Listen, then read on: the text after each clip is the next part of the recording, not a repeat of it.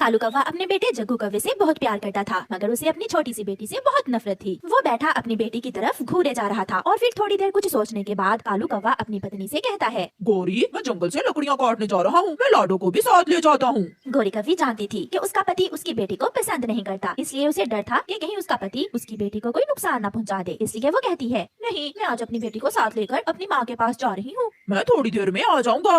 मम्मा जाने दे, मुझे अपने पापा के साथ जाने देना। गौरी की बेटी भी जिद करने लगती है। अपनी बेटी की जिद के आगे गौरी हार जाती है और कालू कौवा लाडो को साथ लेकर घर से निकलता है। कालू कौवा लकड़ियाँ काटता है। वो अपने कुल्हाड़े से सूखी हुई लकड़ियाँ काट काट कर एक जगह इकट्ठी करता है। उसकी बेटी अपने पापा को देखकर बहुत खुश हो रही थी। मैं इसे जंगल में ही छोड़ जाता हूँ, जान छूट जाएगी इस बेटी से। 2 दिन रोकर गौरी तो चुप हो ही जाएगी। बेटी, मैं अभी घर ये लकड़ियाँ छोड़कर वापिस आता हूँ, तब तक आप इसी जगह बैठी रहो। जल्दी आना पापा, मुझे डर लगेगा। कालू कौवा अपनी लकड़ियाँ उठाकर घर चला जाता है।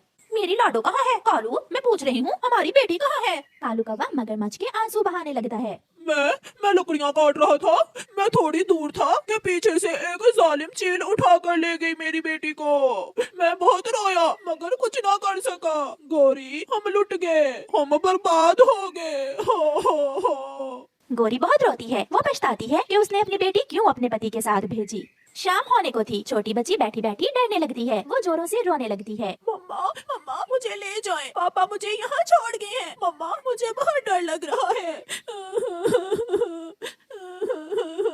छोटे बच्चे की आवाज सुनकर दूसरे जंगल से आई हुई एक चिड़िया वहाँ आ जाती है। तुम कौन हो बेटी? मेरा नाम लाडो है। मेरे पिता मुझे यहाँ छोड़ गए हैं। मुझे डर लग रहा है।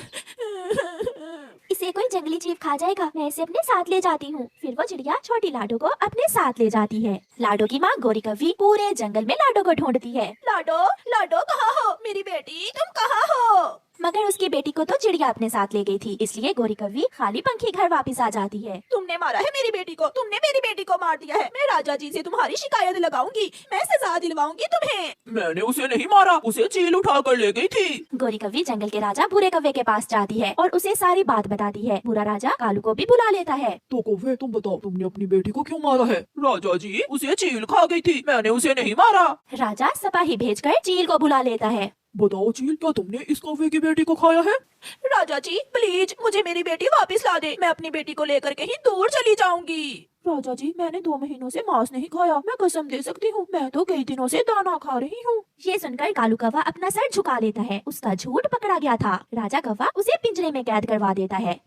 चिड़िया रानी उस छोटी कौवी की अच्छे से देखभाल करने लगी। वो उसे अपनी बेटी की तरह ही समझती थी। बेटी लाडो, आप घर में ही रहे, मैं दाना लेकर आती हूँ। हाँ मम्मा, आप जाएं, मैं घर में ही हूँ। चिड़िया अपने लिए और लाडो कौवी के लिए दाना लेने चली जाती है। एक तितली उड़ती हुई खिड़की के रास्ते घर के अंदर आ जाती है। तुम बहुत सुंदर हो, मैंने पहली बार किसी तितली को देखा है। तुम मेरी सहेलियों से मिलोगी? आओ बाहर, मैं आपको अपनी सहेली से मिलवाती हूँ। लाडो घर से बाहर जाती है। फूलों के पास ढेर सारी तितलियाँ देखकर वो बहुत खुश होती है। दुष्ट चील थोड़ी दूर बैठी उसे देखकर घूर रही थी। शिकार अच्छा है, आज खाऊंगी मांस, बहुत मजा आएगा आज। चील उड़ती है। वो जल्दी से लाडो की तरफ बढ़ती है, मगर पीछे से चिड़िया आ जाती है। दुष्ट चील, अगर तुमने मेरी बेटी को खाया तो मैं राजा कौवे को बताऊंगी, भाग जाओ यहाँ से। राजा का नाम सुनकर चील डर जाती है। तुम चिड़िया और ये कौवी, मैं भूखी हूँ, इसे तुम मुझे दे दो। ये तुम्हारी क्या लगती है? तुम यहाँ से भाग जाओ वरना मैं। चील चली जाती है। चलो बेटी, घर चले। चील बहन, हमें उस चिड़िया को कोई लालच देना होगा। ऐसा लालच कि चिड़िया वो पराई कौवी हमें दे दे और राजा कौवे को भी ना बताए। हाँ बड़ी, हम दाना और फल लेकर जाएंगे उस चिड़िया के पास और उस चिड़िया को दाना और फल देकर वो कौवी ले लेंगे उससे। कुछ दिन गुजर जाते हैं और फिर एक दिन चील एक टोकरी में दाना और फल रखकर चिड़िया के घर आती है। वो चिड़िया के दरवाजे पर दस्तक देती है। दुष्ट चील, तुम फिर आ गई हो?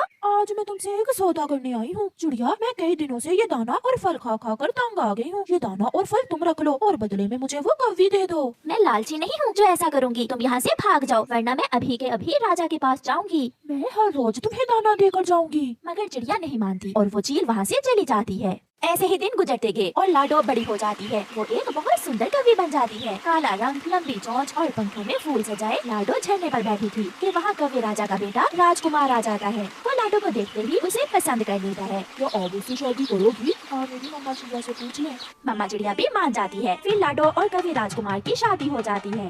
आज इस कैदी कौवे को फल दो, क्योंकि आज मेरी बहू पहले दिन घर आ रही है, और बाकी कैदियों को भी अच्छा भोजन दो। राजकुमार और लाडो महल पहुँच जाते हैं। पिंजरे में कैद कालू कौवे को देखते ही लाडो पहचान लेती है। लाडो, तुम यहाँ कैसे बेटी? पिताजी, मुझे आप जंगल में मरने के लिए छोड़ आए थे और देखें आज ऊपर वाले ने मुझे इस महल में रानी बनाकर भेजा है। फिर लाडो राजा से कहकर कालू को आजाद करवा देती है और अपनी माँ गोरी को भी बुलवा कर मिलती है, जो अपनी बेटी को देखकर बहुत खुश होती है। दोनों माँ बेटी गले मिलकर एक दूसरे से ढेरों बातें करती हैं। प्यारे दोस्तों, इस कहानी को लाइक करना बिल्कुल मत भूलना। आपका धन्यवाद।